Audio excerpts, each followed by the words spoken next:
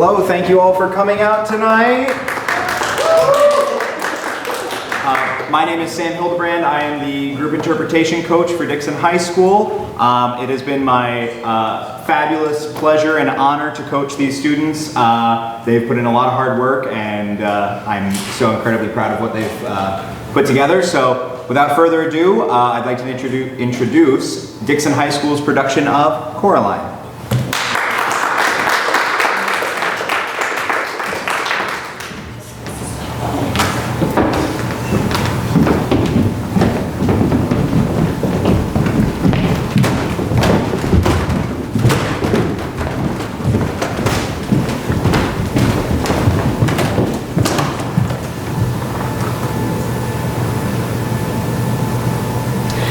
Fairy tales are more than true.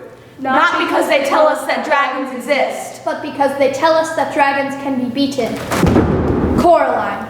By Neil Gaiman. Coraline discovered the door little after they moved into the house. It was a very old house. It had an attic under the roof and a cellar under the ground. Coraline's family didn't own all of the house. It was too big for that. Instead, they owned part of it.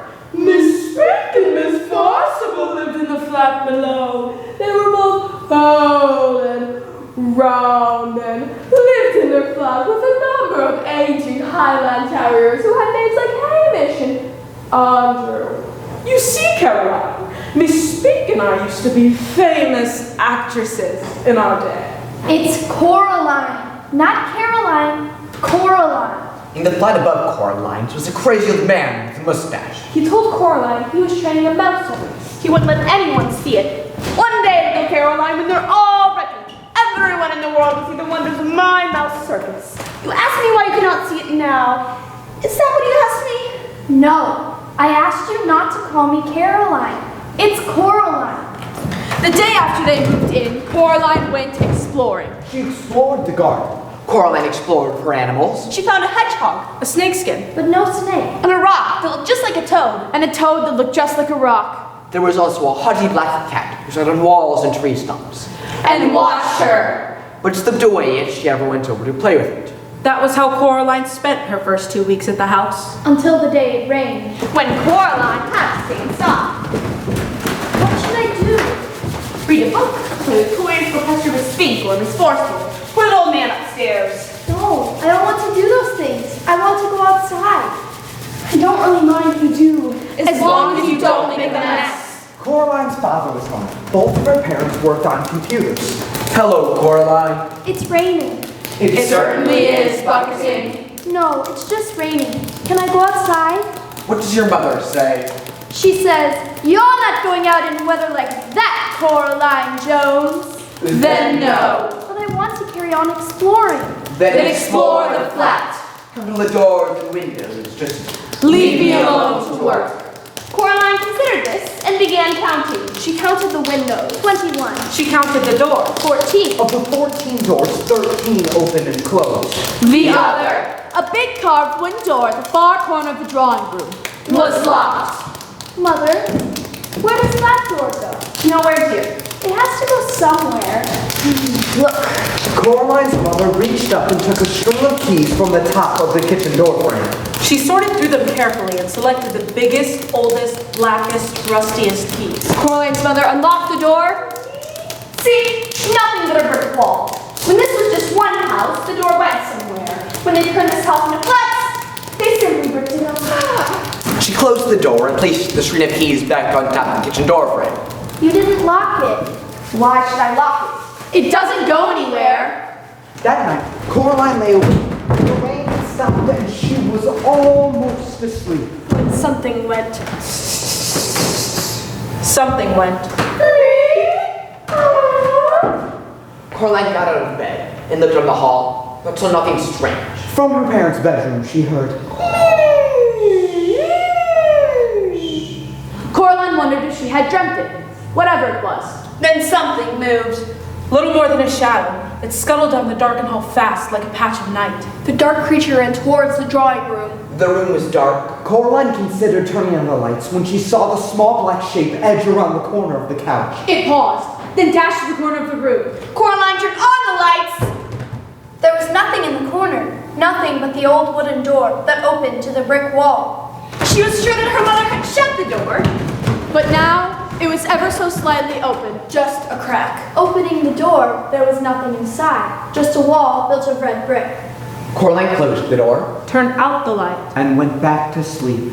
She dreamed of black shapes that slid from place to place. Avoiding the light until they were all gathered together under the moon. Little black shapes with red eyes and sharp yellow teeth. They started to sing. We are small and we are many. We are many and we are small. We were here before you rose. We will be here when you fall. Ahoy, Caroline! Next day, the old man upstairs mentioned something a bit odd. Somebody have a message for you. Don't go through the door. Does this mean anything to you? Nope. Ha! They're funny as the mice. So they get things wrong. So they got your name wrong. You know, they call you Coraline, not Caroline. Ha! Mistaken Miss Forceful, and more badly unhelpful. I'll read you leaves if you want. Sorry? Tea leaves, dearest. I'll read your future. She took the cup and swirled it about. You know, Caroline, You are in terrible danger. Don't be silly, April. Stop scaring the girl. Your eyes are going. Pass me the cup. Oh, dear. You were right, April. She is in danger. What am I in danger from? Please don't really want That kind of thing. What should I do then? Don't put read in your dressing room. Don't mention the Scottish play. And be Very careful. From a jar above the fireplace, Miss Force will produce a small stone with a hole in it. She passes it to Coraline. It's surprisingly cold to the touch. What's it for? It might help. They're good for bad things sometimes. The next day, Coraline and Bob dropped Dad off at the airport. He was going away for the day to see some people. Coraline, I have to run to the store. Would you like to come? No. After Mother left, it took Coraline about 5 minutes to become bored out of her mind. She grabbed a chair and pushed it over to the kitchen door. She grabbed a set of keys from the hook. The heavy black key feeling cold in her hands. She went into the drawing room and slid the key into the lock, satisfying plop. The door opened to a dark hallway. The bricks are gone as if they'd never been there before. There was a cold, musty smell coming from the open doorway. It smelled like something very old and very slow. Walking down the corridor uneasily, there was something almost familiar about it. The carpet under her feet was the same they had in their house. The wallpaper looked the same as well. She knew where she was. She was in her own home. She hadn't left. She stared at the room and began to shake her head confused. When she heard a voice. Coraline! It sounded just like her mother. A woman stood in the kitchen with her back to Coraline. She looked a little like Coraline's mother, Only her skin was white as paper. Only she was taller and thinner. Only her fingers were way too long. And they never stopped moving. And her dark red fingernails were curved and sharp. Then she turned. Coraline, is that you? Her eyes were big, black buttons. Lunchtime, Coraline! Who are you? I'm your other mother. Go on and tell your other father that lunch is ready. She opened the door to the oven and the smell reminded Coraline of how hungry she was. Go on! Inside Coraline's father's study was a man at a keyboard with his back to her. Hello? She told me to tell you that lunch is ready. The man turned. He looked similar to her father. Only his eyes were buttons. Big and black and shiny. Hello, Coraline. I'm starving. This man had a much more energetic air about him. His face a bit more round and friendly. We've been waiting for you for a long time. For me? Yes, you. It wasn't the same here without you, but we knew you'd arrive one day, and then we could be a proper family. I didn't know I had another mother. Of course you do. Everyone does. After lunch, Coraline went outside to explore.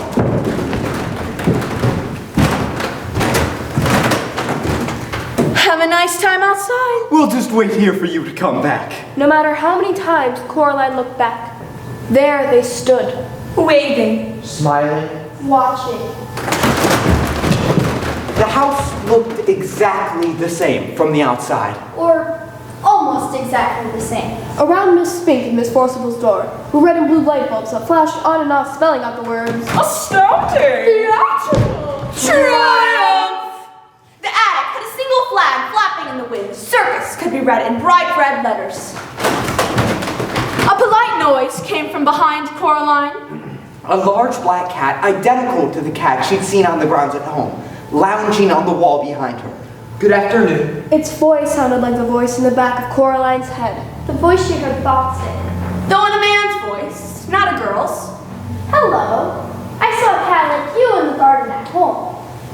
You must be the other cat. No, I'm not the other anything. I'm me. You people are spread all over the place. Cats, on the other hand, like to keep ourselves together. Well, if you're the same cat I saw at home, how can you talk? Cats don't have shoulders, not like people do. But the cat shrugged in one smooth movement, starting at the tip of its tail and ending in a raised movement of its whiskers. I can talk. Cats don't talk at home. No. No. Well, you're the expert on these things. What do I know? I'm only a cat. Wait, please. No, I'm sorry. I really am. We could be friends, you know. We could be rare specimens of the exotic breed of dancing elephants, but we're not. At least, I'm not. Please, what's your name? Look, I'm Coraline, okay? Cats don't have names. No? No. Now you people have names. That's because you don't know who you are. We know who we are, so we don't need names. Do you know where we are then? What is this place? It's here, Well, I can see that. Well, how did you get here? like you did. I walked. By the by, it was wise of you to bring me protection. Protection? That's what I said. And anyway, The cat went down into a low crouch and began moving slowly forward. He seemed to be stalking an invisible mouse. Wait! Coraline continued to look for the cat until it got dark. Returning to the house, her other parents stood in the same place she had when she left. Smiling. Did you have a nice time? It was interesting. The other mother began to stroke Coraline's hair with her long white fingers. Don't do that. So, do you like it here? I suppose. Oh, well, I'm glad you like it, because we like to think that this is your home. You can stay here forever and always, if you want to. If you want to stay, there's only one tiny thing you have to do so you can stay here. Forever and always. Entering the kitchen, Coraline saw a single china plate on the table. On the plate, there was a spool of black thread. A long silver needle and two large black buttons. I don't think so. Oh, but we want you to stay. We want you to stay. It's just a little thing. It won't hurt. Coraline knew that when grown-ups told her something wouldn't hurt, it almost always did. No. We only want what's best for you. I need to be going now. If that's what you want. Yes. We'll see you soon, though.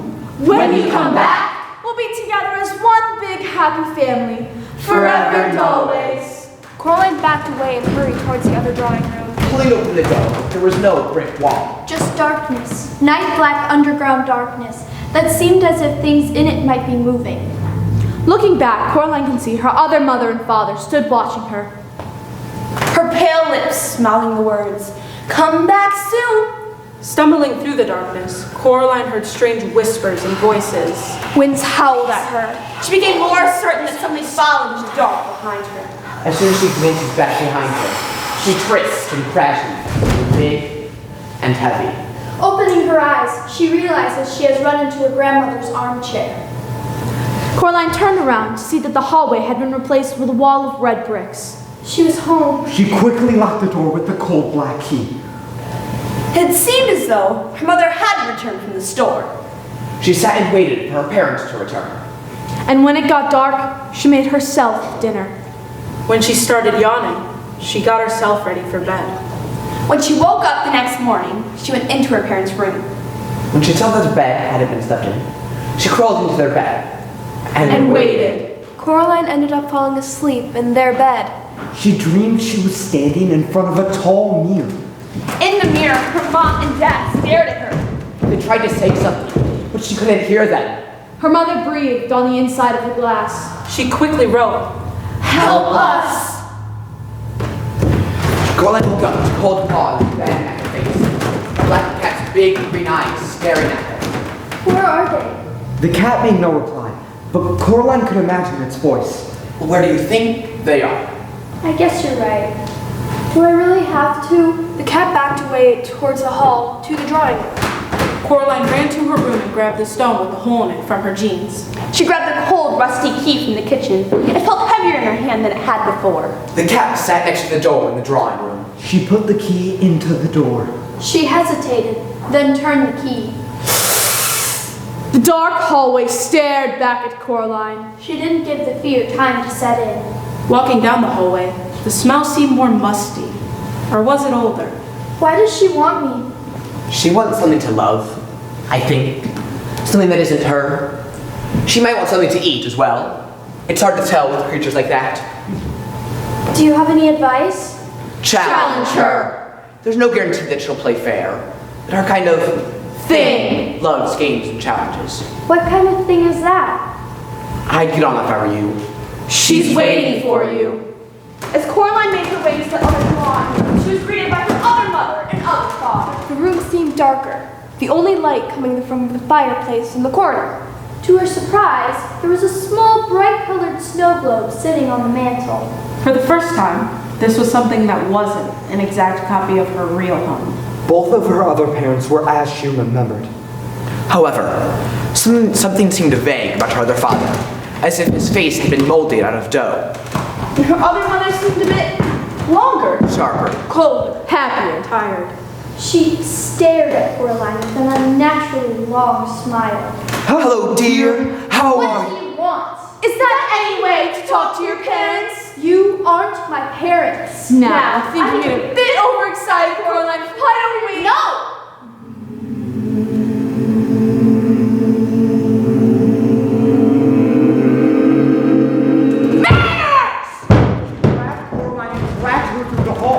They moved toward the mirror that Coraline had seen in her dream. She hoped she'd see her parents, but all she saw was herself. Scared! This is for your own good, Coraline. For your own good, because I love you.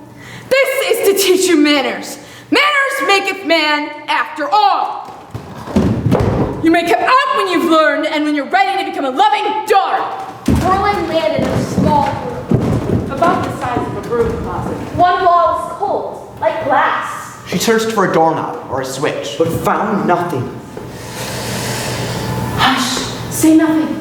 The Elder might be listening. Who are you? Names. Names are the first things to go after the breath is A gone. boy, perhaps. Did they wear a skirt or a dress? Perhaps my hair was curled. What happened to you all? She left us here. She stole our hearts and our souls. She took our lives away and forgot about us in the dark. You poor things. How long have you been here? So very long. Aye, time beyond reckoning. You should flee. Yes, Flee! Flee while there is still warmth in your heart and blood in your veins. while you still have your mind and your soul. I can't. She has my mother and father. I have to get them back. Her adventure. If you could win your mama and papa back. Could you also win us back our souls? Has she taken them? Aye, and hidden them away. She's kept us and fed on us. And now we've nothing left. Please, find our secret hearts. What will she do to me? Dog not hurt. She will take your life. And all you are. There'll be nothing but us. Hollow, hollow, hollow. Hush now. You haven't long. He draws near. How will I know what to look for? The stone, the stone, the stone. Stepping out of the cold darkness, Coraline knew what she would see. Her other mother, or the Belder, whatever she was. Seemed healthier. There, my sweet Coraline. I didn't want you to have to stay in there for too long, but you needed to be taught a lesson. Now, if you're ready to become a good child who loves her mother, be compliant, fair-spoken, you and I shall understand each other perfectly and love each other perfectly as well. You like games. That's what I've been told. Everybody likes games. Wouldn't you like to win me fair and square? Perhaps. The show of unconcernedness couldn't hide the twitch in her fingers or the way she licked her lips. What are you offering? Me. If I stay here. If I lose, I stay here. Forever. I'll be a good daughter. I'll let you love me. And I'll even let you sew buttons into my eyes. That sounds very fine. And if you don't lose? Then you let me go. You let everyone go. My parents, the dead children, everyone you've trapped here. Yes, I think I like this game. But what kind of game should this be? An exploring game. A finding things game. And what shall you find, Coraline Jones? My parents and the children behind the mirror. The other mother's triumphant smile made Coraline wonder if she had made the right choice. A deal. How do I know you'll keep your word? I swear on my own mother's grave. Does she even have a grave? Oh yes, I put her there myself. And when I found her trying to crawl out, I put her back. Okay, it's a deal. Coraline turned him out the door. Of course, she wouldn't keep them with her. She hides what she covets. Glancing around the other world, Coraline saw what was once a lush forest back home had become a swirling mist. Not up there. Too simple. She felt the stone in her pocket grow warm. Pulling the stone from her pocket, she held it close to her. Look. Looking through the stone, the world was drained of color. The door around Miss Spink and Miss Forcible's flat glowed a sickly green. Entering the flat, the warm, cozy interior had been replaced by a dilapidated theater. The center stage was a pale mass. Almost like a cocoon. She knew where this was going. Holding the stone to her eye, the sack on the stage glowed the same color as the door. The glow seemed to be coming from inside, something being held by two figures. Large bodies. Coraline knew she moved too fast when they wake. Reaching the side of the cocoon, she pressed her hand against the sticky web. She could barely make out the button eyes sewn on their faces. She could feel two hands onto a small object. The flesh was slick. Prying the hands apart, Coraline felt a small stone in her hand. She carefully pulled her hand back out and saw a small glass marble. One. Away from the theater, Coraline could still hear the screams of the other old women. Catching her breath, she glances up the stairs to see a rat right into the old man's attic. The door hanging open. She swallowed and bounded up the stairs, dark with blinking red eyes. We have eyes and we have nerves. We have tails and we have teeth. You will get what you deserve. See when we rise from underneath. Little girl, I know what you want. The other old man sat on a threadbare mattress. Nothing will be different. You'll go home, you'll be bored, you'll be ignored. You're too clever and too wise for them to understand. Stay here with us. Every day will be better and brighter than the last. Will there be gray, wet days where I just don't know what to do and there's nothing to read or watch and the day just seems to drag on forever? Never. You'll have everything you ever wanted. You don't understand. I don't want everything I've ever wanted. What kind of world would it be if everyone got everything they wanted just like that? It wouldn't mean anything. I don't understand. Of course you don't. You're just a bad copy of the old man upstairs. Not even that. Anymore.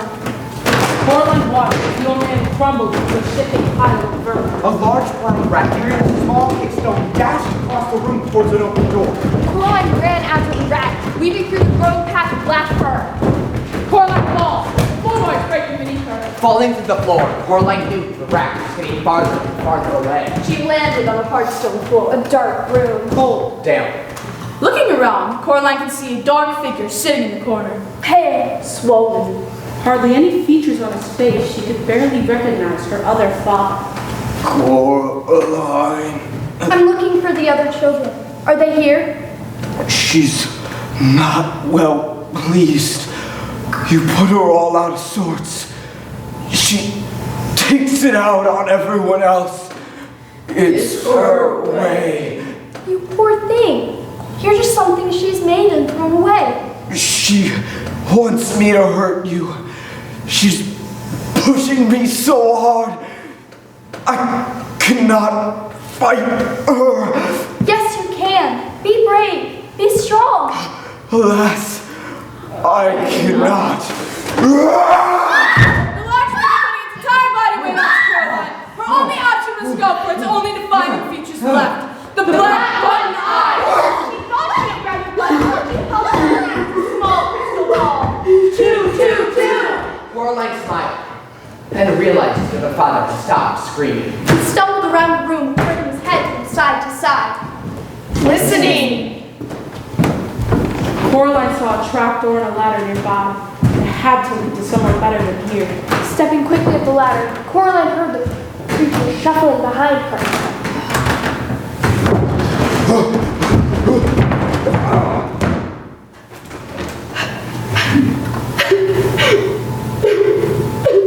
I don't know if I mentioned it before, but I hate rats the best of times. A small pick stone rolled across the floor and landed in front of Coraline. 3, 3, 3.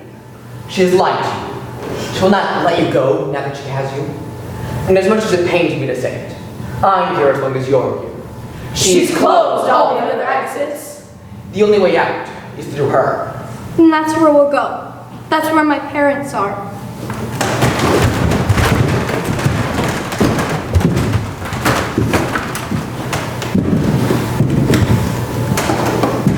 So you're back! And you brought vermin with you. No, I've brought a friend.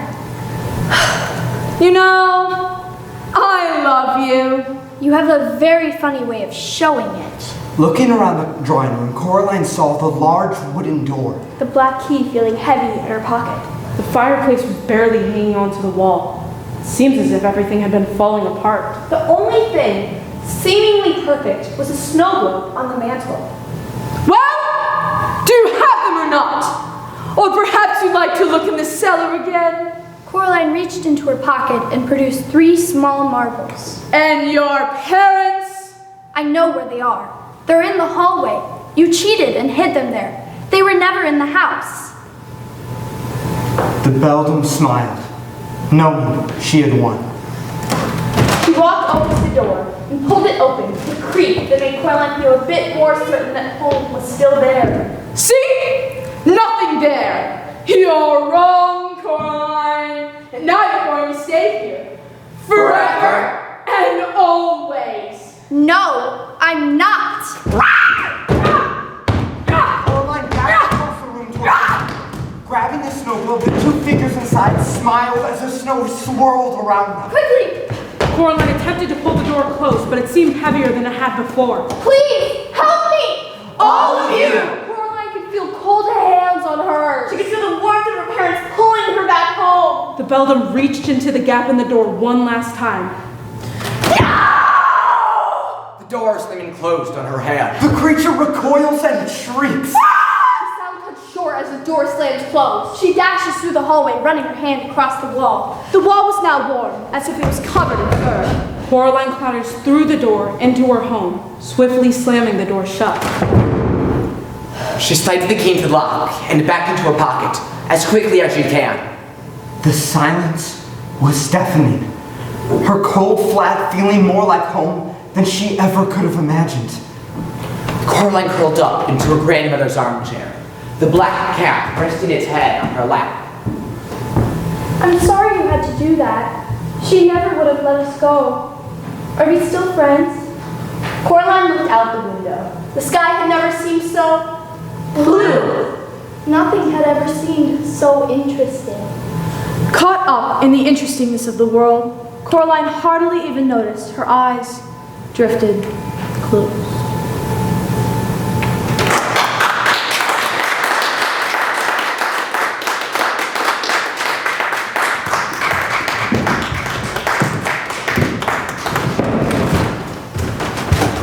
Christopher Wadsworth, cat.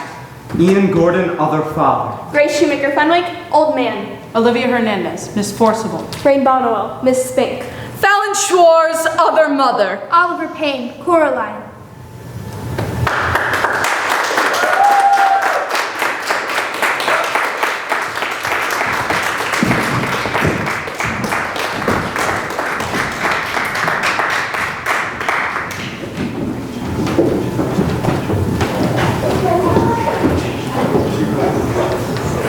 Thank you all for coming out.